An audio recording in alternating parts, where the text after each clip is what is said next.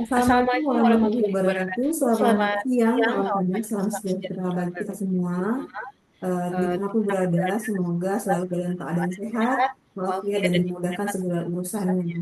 Tentunya Tentunya eh, eh, kita kita KPU KPU Penyuluh Penyuluh 2 2 pada pada siang siang hari hari ini ini hadir hadir kembali, kembali bertemu bertemu lagi lagi dengan dengan kawan kawan pajak pajak melalui melalui podcast podcast perdana perdana di di tahun tahun 2025. 2025. Sebelum Sebelum kita kita mulai, mulai, perkenalkan perkenalkan saya saya Febri Febri sebagai sebagai host host pada pada siang siang hari hari ini ini dan dan ditemani ditemani oleh oleh eh, eh, pemateri pemateri kita, kita, Bang Bang David. David. Apa Apa kabar, kabar? Bang David? Ya, baik sekali Kak Felbi.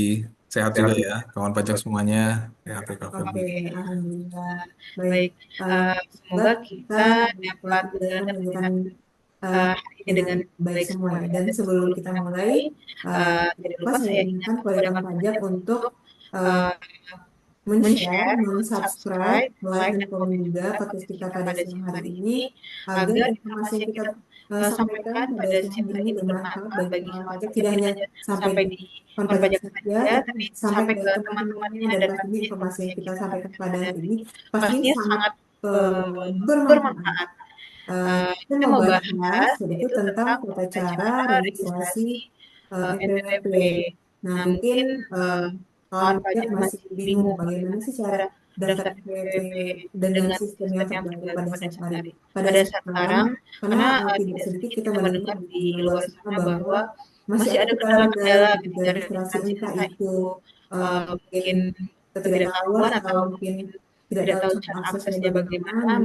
Nah, di Nah, di sini sini di di podcast podcast kita kita siang siang hari hari ini ini kita kita akan akan membahas membahas step step by by step step eh, cara cara meregistrasi registrasi NPWP NPWP khususnya khususnya orang orang pribadi pribadi melalui melalui sistem sistem baru baru yaitu yaitu sistem sistem Cortex. Cortex. Nah, Nah, sebelum sebelum eh, kita kita mulai mulai ke ke teknisnya teknisnya ya, ya, teknisnya teknisnya mungkin mungkin kita kita harus tahu harus dulu tahu nih dulu nih dasar-dasar dasar-dasar eh, kapankah kapankah kita kita sebagai sebagai warga warga negara negara itu wajib wajib memiliki NPWP. NPWP. Mungkin Mungkin Bang Bang David David bisa bisa jelaskan dulu jelaskan ya dulu ya dasarnya dasarnya apa apa seorang orang orang pribadi pribadi itu itu memiliki memiliki NPWP. NPWP. Ya, baik. Silakan Bang David. Ya, makasih Kak Felbi. Ya, kawan pajak semuanya. Ya, kawan pajak mungkin penasaran nih, kenapa sih harus punya NPWP? Ya, ya memang kawan pajak NPWP itu adalah salah satu amanat dari undang-undang ya. Yang undang-undang yang mengatur itu adalah Undang-Undang KUP nomor 16 tahun 2009. Ya, KUP itu singkatan dari Ketentuan Umum Perpajakan. Ya, kawan pajak di situ di pasal 2 ayat 1 disebutkan bahwa setiap wajib pajak yang telah memenuhi persyaratan subjektif dan objektif, ya, ada dua poinnya nih kawan pajak, subjektif dan objektif sesuai ketentuan Undang-Undang Wajib Perpajakan, itu wajib mendaftarkan diri pada kantor DJP, wilayah kerjanya meliputi tempat tinggal maupun kedudukan kawan pajak, dan kepadanya diberikan nomor pokok wajib pajak. Ya. Jadi secara prinsip ada dua komponen. Di sini ada syarat subjektif dan juga syarat objektif. Ya, itu artinya dimulainya eh, kewajiban perpajakan dari orang tersebut. Ya, jadi pengertiannya subjektif dan objektif sendiri ini kawan pajak itu diatur di pasal 2 Undang-Undang Pajak Penghasilan ya. Jadi ini ada dua undang-undang tadi KUP sekarang PPH. Ini Undang-Undang Pajak Penghasilan nomor 36 tahun 2008. Di sini dikatakan objek pajak itu adalah orang pribadi, ya, atau orang atau badan, atau bisa juga dia berbentuk warisan yang belum terbagi dan juga badan usaha tetap. Ya, di sini warisan belum terbagi maksudnya apa nih? Kan ada pertanyaan. Warisan belum terbagi ini misalkan ada seseorang, misalkan yang bersangkutan sudah, mohon maaf, meninggal dunia ya, lebih, kemudian dia masih meninggalkan warisan Harta yang warisan eh, yang belum dipindah pindah tangankan ke ahli warisnya. ahli waris, betul, ke istrinya atau ke anaknya. Jadi memang secara ketentuan memang dia bisa memakai NPWP yang bersangkutan, tetapi tetap kita menganjurkan agar memakai NPWP warisan belum terbagi. Ya, itu seperti itu. Jadi itu subjeknya ada empat ya. Kemudian di sini ada unsur objek juga, ya, Objektif. syarat objektif. Ya. Sesuai pasal 4, eh, objek syarat objektif itu adalah penghasilan. Penghasilan itu apa kawan pajak? Penghasilan itu adalah setiap tambahan kemampuan ekonomis yang diterima atau diperoleh wajib pajak ya yang diperoleh dari Indonesia maupun di luar Indonesia, ya jadi dari wilayah manapun, ya yang dipakai untuk konsumsi atau menambah kekayaan dari wajib pajak yang bersangkutan dengan nama dan dalam bentuk apapun. Ya jadi kalau kawan pajak, misalkan kawan pajak menerima penghasilan di luar negeri, kemudian di dalam negeri juga ada, itu penghasilan itu semua nanti akan digabungkan dan juga merupakan objek pajak. Ya tentu perhitungannya nanti ada aturan pajak tersendiri ya Kak Feby ya. Ada ketentuannya ya. Tapi prinsipnya semuanya itu digabung ya. Dan untuk secara eh, ketentuan lagi nih ya, ketentuan khusus ya terkait batasan usia minimal untuk objek pajak orang pribadi itu umurnya yang sudah berusia 18 tahun. Ya, ini sesuai dari pasal 8 ayat 4 Undang-Undang Pajak Penghasilan. Ya. Jadi sebagai contoh, kalau ada seorang anak yang misalkan di usianya 11 tahun atau 12 tahun, ya saya pernah lihat itu Kak Felby di YouTube ya, dia memiliki TikTok bisnis nih dan yang kalau lagi. TikTok ya. Iya. Ada anak kecil dia memiliki usaha omsetnya sudah miliaran. Nah, ini bagaimana nih perpajakannya? Tentunya kalau memang anak tersebut belum punya NPWP, nah, penghasilannya itu dilaporkan kepada NPWP orang tuanya. Ya, jadi anak yang belum dewasa itu memang secara perpajakan masih belum bisa mempunyai NPWP karena syaratnya minimal 18 tahun atau sudah mempunyai KTP. Ya. Jadi kesimpulannya KVLB, eh, apalagi era saat ini ya, KVLB, setiap orang yang mempunyai penghasilan ya itu sudah wajib mendaftarkan NPWP ketika usianya sudah mencapai 18 tahun ke atas. Ya, kalaupun dia masih di bawah itu, penghasilannya itu wajib dilaporkan kepada NPWP penanggungnya yaitu orang tuanya atau kalau dia istri belum punya bisa ke suaminya dan sebagainya. Intinya syarat subjektif dan objektifnya Ya. itu harus terpenuhi ya, Bang David. Nah, Ya. kalau sudah terpenuhi itu bagaimana? Ya, kalau sudah terpenuhi, kawan pajak tinggal mendaftarkan NPWP. Bagaimana caranya? Caranya ya, caranya cukup mudah kawan pajak, ya, karena memang saat ini era digitalisasi, jadi kawan pajak sebenarnya tidak perlu datang lagi ke KPP, ya, kawan pajak bisa mendaftarkannya secara online. Bisa online ya, bisa di mana aja berarti nggak harus datang ke KPP ambil antrian gitu ya, Bang David. Iya, betul sekali kawan pajak.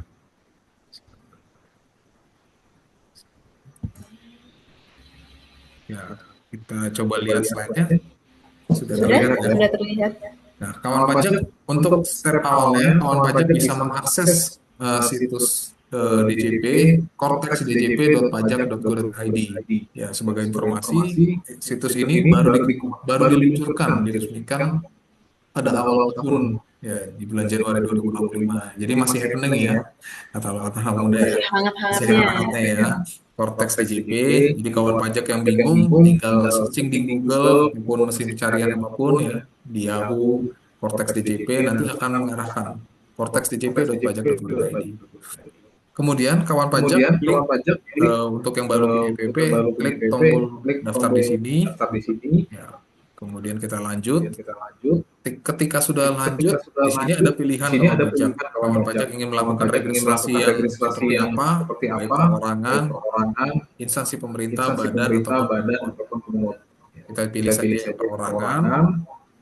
Kemudian nanti akan diarahkan di sini registrasi ada dua jenis. Ya, yang pertama ini wajib pajak yang memiliki NIK. Biasanya ini adalah WNI atau WNI, warga negara KTP ya. yang memiliki KTP, NIK, atau misalkan ada warga negara asing yang sudah naturalisasi, ya, atau misalkan ada warga lagi Main bola. itu ya, ya. Memang kan sudah punya KTP ya dan sudah punya NIK, jadi meregistrasi NPWP-nya melalui jalur yang NIK. Yang hijau. Hijau. Kemudian yang tidak memiliki NIK seperti apa? Yang tidak memiliki NIK itu adalah untuk wajib pajak WNA, warga negara asing. Ya, jadi itu bisa menyertakan dokumen lain pendukung seperti kitas maupun paspor, ya, dan juga terutama dua hal tersebut. Ya, kitas dan paspor. Dan tentu datanya ini baik KTP maupun kitas dan paspor itu nanti harus tervalidasi oleh sistem. Ya, oke, kita lanjut. Di sini persiapan registrasi wajib pajak. Nah, kawan pajak di sini ada dua pilihan terkait pendaftaran NPWP. Kalau kawan pajak ingin NPWP-nya itu langsung aktif atau berlaku sebagai NPWP yang seperti biasa normal, kawan pajak bisa memilih langsung aktivasi NIK. Kemudian, Berarti istilahnya sekarang tuh bukan daftar NPWP tapi aktivasi NIK begitu ya Bang? iya betul, aktivasi NIK ya. Karena memang setiap penduduk kita semua yang penduduk pasti mempunyai NIK ya. Pasti. Iya. Cuman apakah NIK-nya itu sudah diaktifkan sebagai NPWP apa belum? Itu urusan kedua. Ya. Iya. Kemudian di sini ada pilihan registrasi. Ya, jadi kawan pajak bisa mendaftarkan NPWP, NIK ya, NIK dengan regis only, tapi dengan status nanti NIK-nya tidak aktif. Ya, tidak aktif ini atau istilahnya NPWP non efektif kalau kita ya Filbi ya. Jadi dia tidak perlu melakukan kewajiban perpajakan seperti pelaporan, pembayaran. Bisa Bang David? Bisa. Itu contohnya seperti apa wajib pajak yang seperti itu? Contohnya di slide dijelaskan ini contohnya misalkan ada seorang istri. Ya, seorang istri dia mempunyai pekerjaan FMI. Dia sebagai karyawan atau bahkan dia seorang pengurus sebuah perusahaan. Ya, tetapi dia memilih NPWP yang bergabung dengan suami atau ikut suami.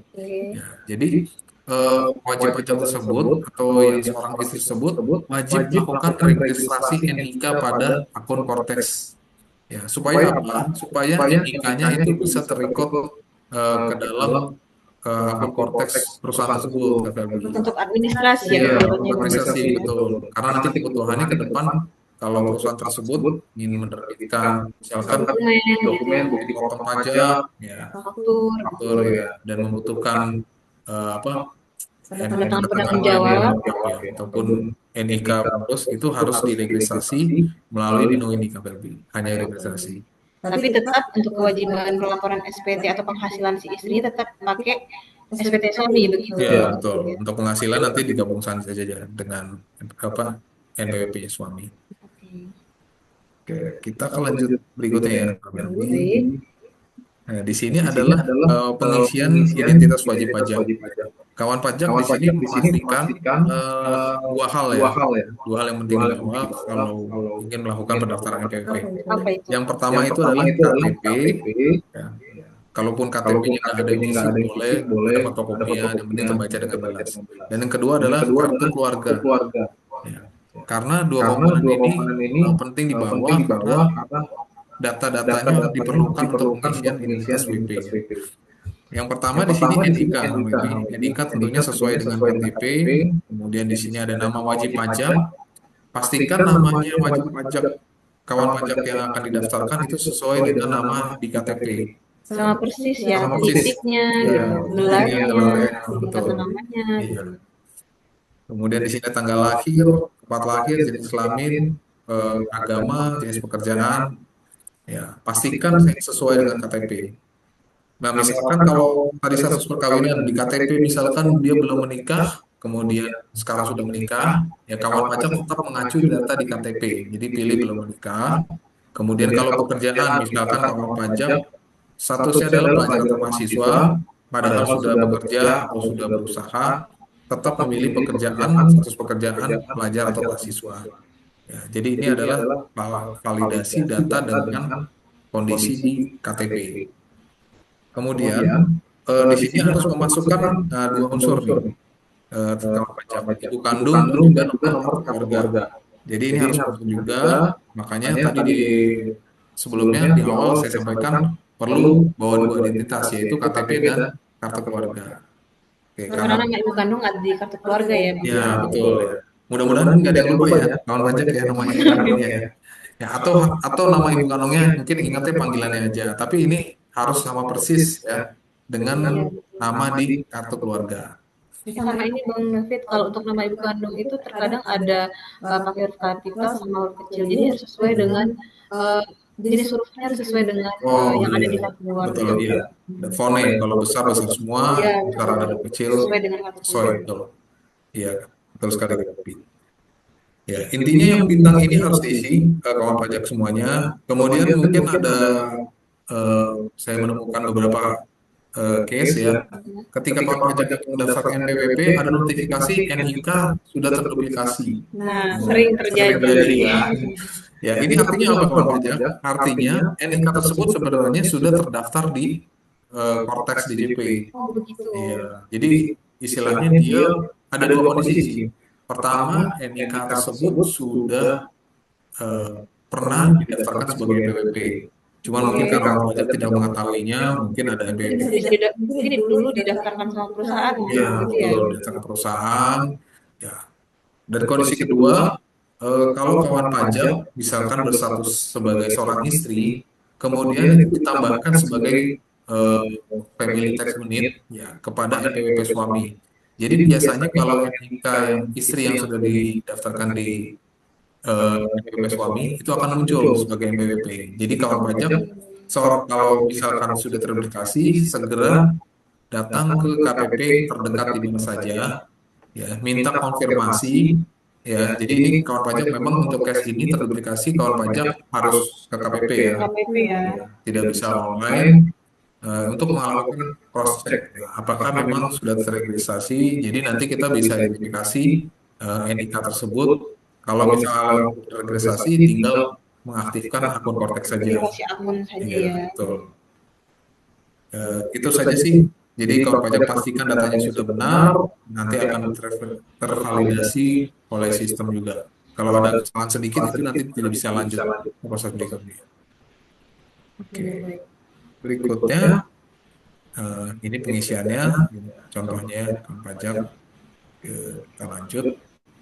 Nah, yang kedua adalah detail atau kontak. Ya, jadi di sini ada dua hal yang perlu dikonfirmasi oleh kawan pajak. Yang pertama itu adalah email, yang kedua adalah nomor handphone. Nah, email ini kawan pajak ketika nanti memasukkan email itu nanti perlu ada verifikasi, Kak Felbi. Verifikasi ke email. Verifikasi ke email ya. Dan dia kalau nggak salah waktunya hanya sikat 2 menit ya masalah ya 2 menit. Jadi kawan pajak kalau ketika mendaftar harap emailnya juga standby karena nanti memasukkan kode yang dikirim ke email ke dalam kolom ini, kolom email verifikasi. Karena kalau nggak ada eh, kode itu nggak bisa lanjut berarti itu bang ya. Iya, betul sekali. Begitu juga dengan nomor handphone ya. Pastikan kawan pajak nomor handphonenya standby juga. Dan ini ada satu hal penting, nomor handphonenya itu harus ada pulsanya. Ada Iya. pulsanya. Karena apa? Karena nanti dikirim melalui SMS kodenya. Dan itu ada biaya kalau nggak salah Rp500. Ya memang tidak terlalu besar.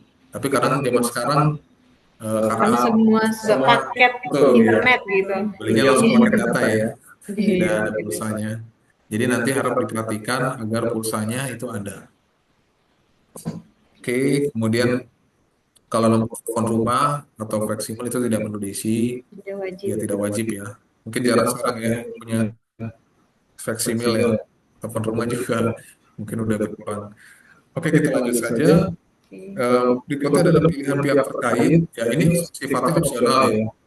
Pajak, misalkan dia orang istri, dia bisa menambahkan suaminya sebagai pihak terkait. Mungkin untuk menandakan kewajiban perpajakan ya, itu di suami dan sebagainya. Bisa juga anak atau apa.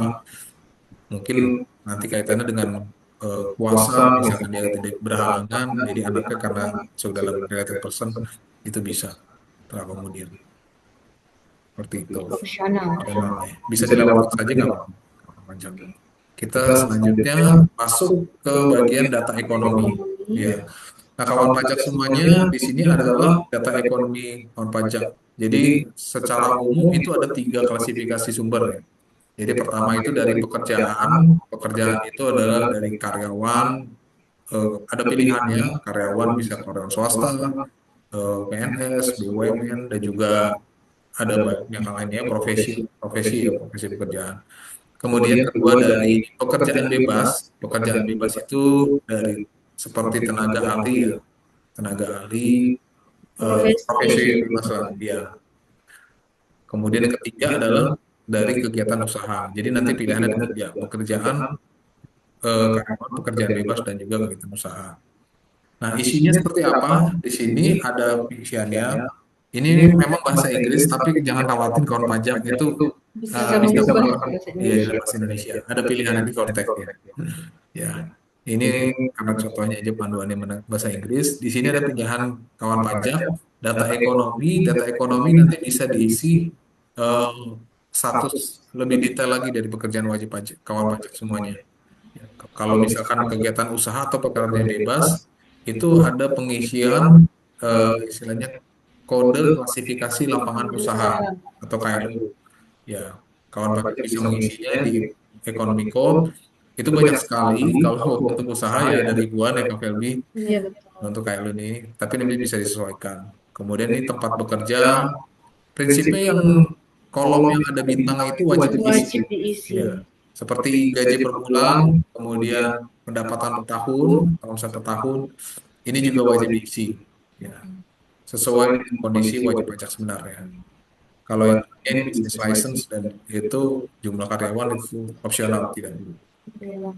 Nah, gimana kalau orang pribadi ini punya penghasilan lebih dari satu, Bang David? Iya, kalau punya lebih dari satu, jadi eh, mungkin kalau KLU, ya itu ada KLU utama kawan pajaknya. Kawan pajak misalkan sebagai pegawai swasta, tapi misalkan di sisi lain ada punya usaha, misalkan sebagai pedagang atau di sisi lain ada agen punya apa bekerja sebagai agen juga ya, ada tiga sumber. Itu nanti bisa ditambahkan sebagai KLU ke pendukung. Tapi yang untuk utama yang akan muncul di halaman profil depan itu adalah KLU utama. Jadi identifikasinya adalah mana penghasilan yang paling besar, yang paling dominan diperoleh wajib pajak dari sektor mana. Ya, itu yang menjadi KLU utama dari kawan pajak nanti. Berarti sebenarnya pekerja itu kan ya sah-sah aja yang lebih dari Iya, satu ya, Bang betul. David. Untuk mengakomodir itu, kita pun juga bisa menambahkan klasifikasi lapangan usahanya ya. Iya, betul Jadi sekali. Iya, lebih dari satu ya. iya betul sekali. Nah, di sini source income Oh, ini ada keterangannya ya. jika jika punya penghasilan lainnya, usahanya di sini ada pilihannya. Tapi prinsip sama sih seperti tadi ya, kayak seperti income per bulan, pendapatan per tahun. Ya. Cuma kalau di usaha dia kawan pajak harus mengisi seperti nama merek bisnis. Ya. Kalau nggak ada Nama toko berarti. seperti nama toko, gitu. Kalau nggak ada di skip saja. Kemudian jumlah karyawan ada pilihannya apakah di bawah 10, apakah di atas 10. Kemudian izin usaha, ya. Jadi menandakan bahwa usaha dari wajib pajak tersebut atau dari kawan pajak itu memiliki izin yang sah. Lisensinya,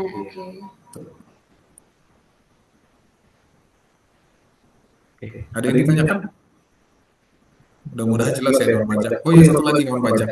Ketika kawan pajak sudah mengisi semuanya, mengisi KLU, kode jenis usaha atau pekerjaan, jangan lupa menceklis eh, tombol kotak di sebelah kanannya. Jadi nanti ketika di save akan muncul eh, pekerjaannya atau KLU-nya, tapi nanti jangan lupa di checklist menu tombol sebelah kanan, ya. Karena nanti dia tidak bisa lanjut ke halaman berikutnya. Oke. Nanti bagi Di bagian tulisan, iya, setelah save, ya setelah save nanti ada KLU-nya muncul, misalkan pegawai swasta, di bawahnya misalnya perdagangan eceran elektronik.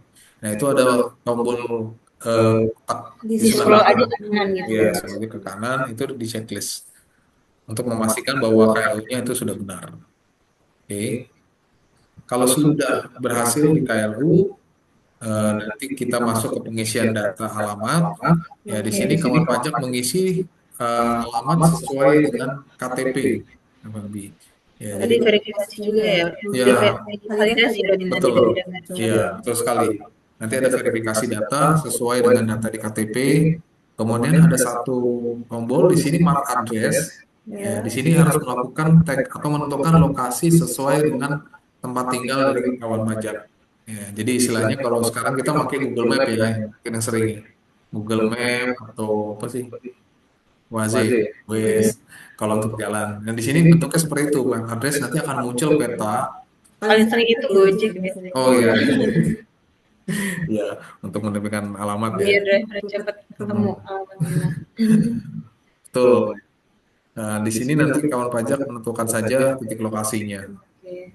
Berarti kita klik mark Mark address, address, muncul Google Maps, nanti kawan pajak kan biasanya tuh lokasinya udah di titik itu ya, tinggal dicentang ulang lagi aja ya gitu. tinggal dicetak ulang. Betul sekali.